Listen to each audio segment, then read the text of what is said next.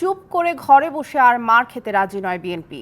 জীবনের বিনিময়ে হলেও দলীয় প্রধানের মুক্তি নিশ্চিতের প্রতিজ্ঞা নিয়েই এবার রাজপথে নামছেন তারা। রাজধানীর নয়াপল্টনে এক মানববন্ধনে কথা বললেন বিএনপি নেতারা। তারা বলেন, খালেদা জিয়ার সঙ্গে গণতন্ত্রের মুক্তিও আটকে আছে, তাই আন্দোলনের মাধ্যমে ক্ষমতাসীনদের পতনেই মুক্তির উপায়।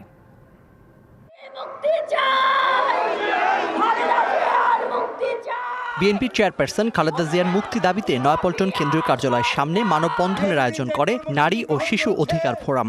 নতুন আন্দোলন, নতুন কৌশল গ্রহণ করে রাজপথকে প্রকম্পিত করাই আমাদের এখন দায়িত্ব। রাজপথে প্রমাণ করব এইবার দেশনেত্রী বেগম খালেদা জিয়া মুক্ত হবে বাংলার নীল আকাশে। এতে যোগ দেন বিএনপি মহাসচিব সহ দলের বিভিন্ন পর্যায়ের নেতাকর্মী।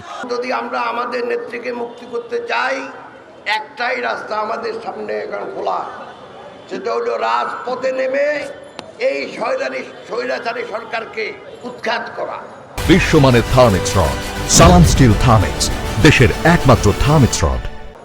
পতন কথাটাও ঠিক না, এদেরকে উৎখাত যদি না করি তাহলে এদেশের জনগণের সুখ শান্তি কোনোদিন আসবে না। তাকে মুক্ত করতে আজকে আমাদেরকে আর স্লোগানে আটকে থাকলে চলবে না, আমাদেরকে রাস্তায় নামতে হবে। আমরা আর চুপ করে ঘরে বসে থেকে মার খেতে রাজি না। নিজের জীবনের বিনিময়ে হলো দেশের নেত্রী, এই মাটি মানুষের নেত্রী, গণতন্ত্রের নেত্রী, সার্বভৌমত্ব রক্ষার প্রতি খালেদা জিয়ার মুক্তি চাই। বিএনপি মহাসচিবও বললেন, তাদের দলীয় প্রধানের সঙ্গে দেশের গণতন্ত্র বন্দী, তাই আন্দোলনই তাদের একমাত্র বিকল্প।